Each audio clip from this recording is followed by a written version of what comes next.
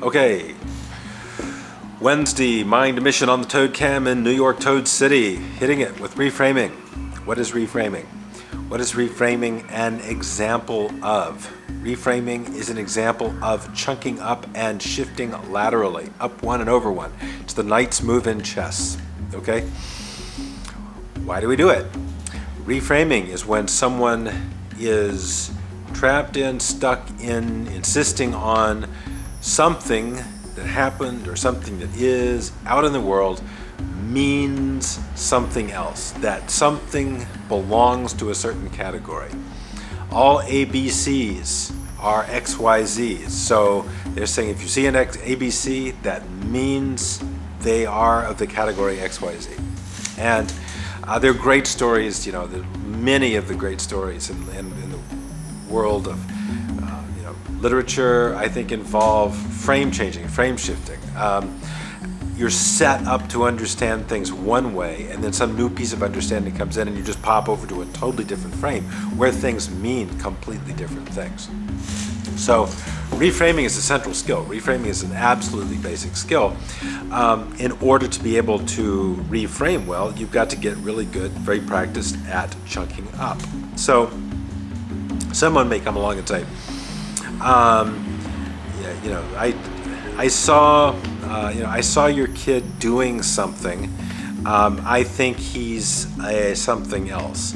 And who knows? Maybe the kid thought that he was inventing some new device or something like trying to experiment with things, and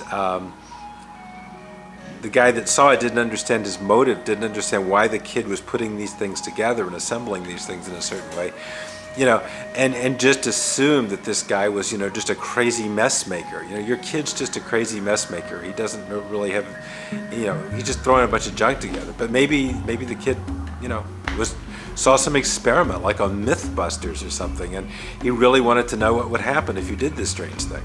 And so if maybe the father understood or the mother understood, said, yeah, well, I know it. It would look like that if you didn't understand his motives. But, he was motivated because he saw this thing on Mythbusters, and he was really curious if it was true. And so the frame we're going to see it from is he's really trying to verify. He's trying to verify things that he saw to see if things really worked out the way that they were presented, say, on a show. And it looks like he's making a crazy mess. And if you just interpreted it without knowing that he had seen this thing on Mythbusters and he really wanted to try to replicate it, you might think he was coming from a totally different motive or a totally different way of operating in the world. So reframing is an essential skill. Reframing is very, very important, especially in the PUA community. Reframing is central because people will impute motives, and that's a sort of a legalistic term, but imputing motives has a great deal to do with frame control. If someone says, I know what your motives are. Okay, I saw you do this. I saw you do this thing. I saw you walk up to this girl and put your hand on her shoulder. I know what your motive is. I understand, You want to have sex with her, right? The frame is, try to get sex.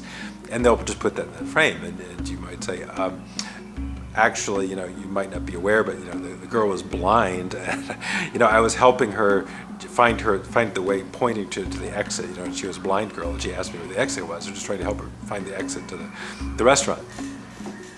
And if the guy didn't understand that you were trying to help a blind girl, he might be really ready to impute motives. And that's a form of frame control. A lot of people, by the way, you have to take on this, get this idea of investment. A lot of people are very, very invested, okay, in that sort of psychoanalytic term. They're very, very invested in their skill at properly framing things. Like they're very invested in the idea that they know what frame everything belongs in, and they usually have kind of a narrow or small palette of frames to choose from, and they're very, very confident in their ability, often I would say grossly overconfident in their ability to correctly assign frames. And usually if you're operating in a very, very kind of narrowly defined, consistent environment where little new information comes in, that may be kind of true, that you're pretty quick at assigning frames. But usually when such a person, you take them to a very different environment, different culture, or a different set of presuppositions and a different set of complex equivalence apply, suddenly they're out there trying to assign things to frames, and they're assigning things to all the wrong frames because they don't know how that's going to work in this new environment. So it's always good to be able to have a very clear set of an ability to assign things well to frames. That's called pattern matching.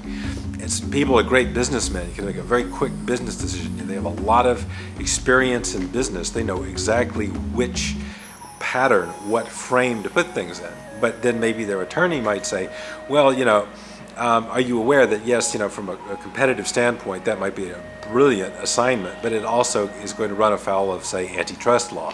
So, that another frame comes in. So reframing is chunking up.